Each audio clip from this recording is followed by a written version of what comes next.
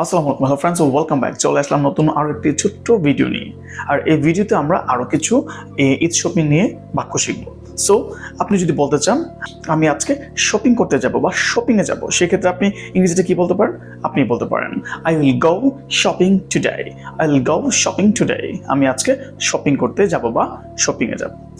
এখন আপনি শপিং এ গেলেন, শপিং এ গিয়ে একটি পাঞ্জাবি কিনলেন। তখন আপনি আপনার ফ্রেন্ডকে বললেন যে আমি একটি নতুন পাঞ্জাবি কিনেছি। সেক্ষেত্রে আপনি ইংরেজিতে কি বলবেন?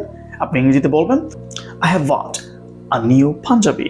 আমি একটি নতুন পাঞ্জাবি কিনেছি। ধরুন আপনার ফ্রেন্ড আপনাকে জিজ্ঞাসা করলো আজকে তুমি কি কিনতে চাও? আপনি তখন বললেন আমি এক জোড়া নতুন জুতা কিনতে চাই। তার মানে কি বললাম? এক জোড়া নতুন জুতা।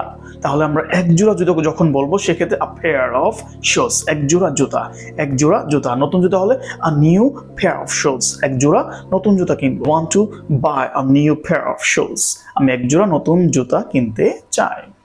ধরুন আপনার ফ্রেন্ড একটা চমৎকার বা একটা আকর্ষণীয় ড্রেস কিনেছে, কাপড় কিনেছে বা সুন্দর একটা কাপড় কিনেছে। তখন আপনি বলবেন বা আপনি বলতে চাচ্ছেন যে তোমার কাপড়টা খুব সুন্দর, খুব আকর্ষণীয়।